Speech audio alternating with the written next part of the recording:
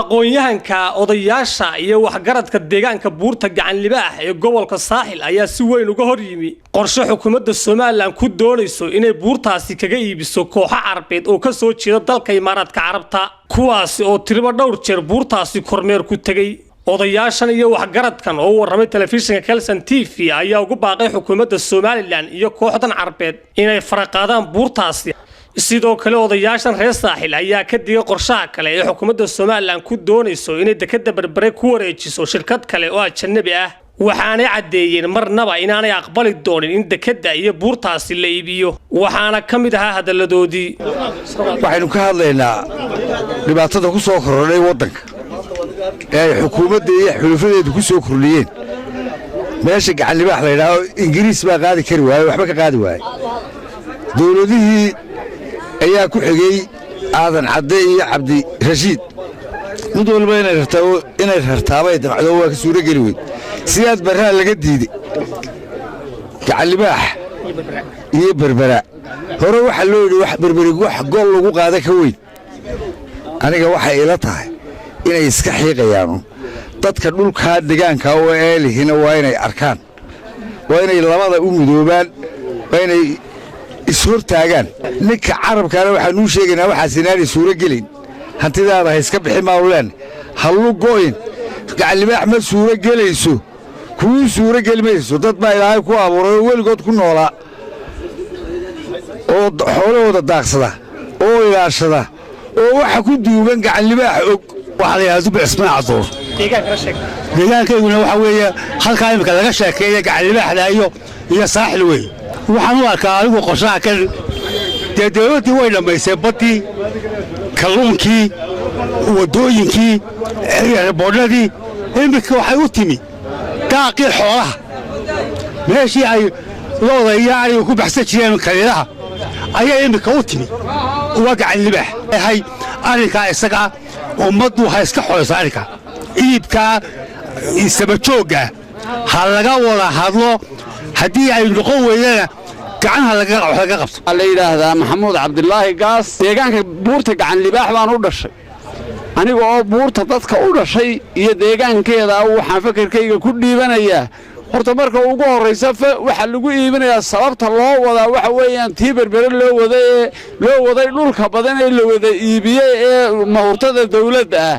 waxaanan ka taagnahay oo laga dagaalamo oo wadada la istubo oo dawladda dariiqa iyo xafiiska la iska hortaa shirgeelan ku magadheeray waxaan ku dhashay buurta gacan libaax dhakadeeda haddaan ka imi waa yaabana iibka la sheegaayo ninbaa yidhi berberi waa gol waqadaada ka weyn ninka iibsanaya buurta horta halkuu marinaya markuu dhaqaajiyo ma taayiray leeday miyay duushaa ma dayaarad la kicinayaabaa dadkii lahaa soo ka nool waar iib ma gasho ilma adeeraya afar dhagax ka qaata dee oo yaryar ninka wax ka iibsinaysanow kii unguroodow xagga dambe ka qaado xagga hoose afar mid baa kugu filan afar waar iib ma gashay ha ceeboobina dalku dadkii waa noolyi dadkiina waa noolyi waa daaqeenba markii dalka la eeryanayay khaatumo galbeed hablo arigay kay dhexeysayeen lama taaban karo lamana iibin karo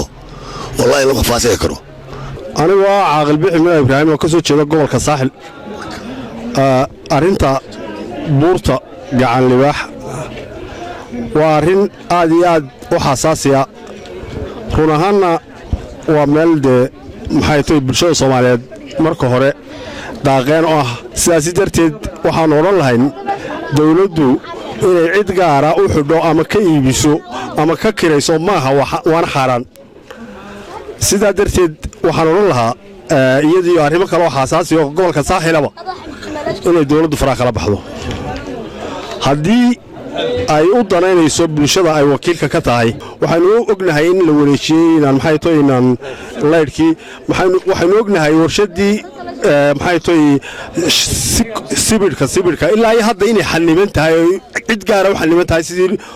loogu wareejin lahaa Axmed Cabdi Maax dekada berbera haddaan ka hadlo dekada berbera dadku loo sheegi maayo waa meesha aynu ku soo dhaqanay cid waliba ogtahay dadka le maanta xukuumadda maanta sheeg le waanu wareejinaynaa xukuumaddu ma taasoo baan anigu aaminsanay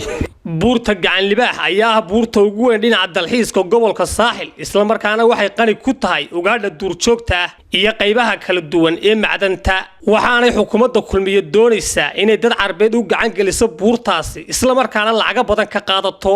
sidoo kale buurta gacan libaax ayaa ilaahay ku manaystay calafka xoolaha isla markaana waa meesha kaliya ee xoolaha gobolka saaxil ay ku baxsadaan xilliyada abaarta mahad faarax magaalada burco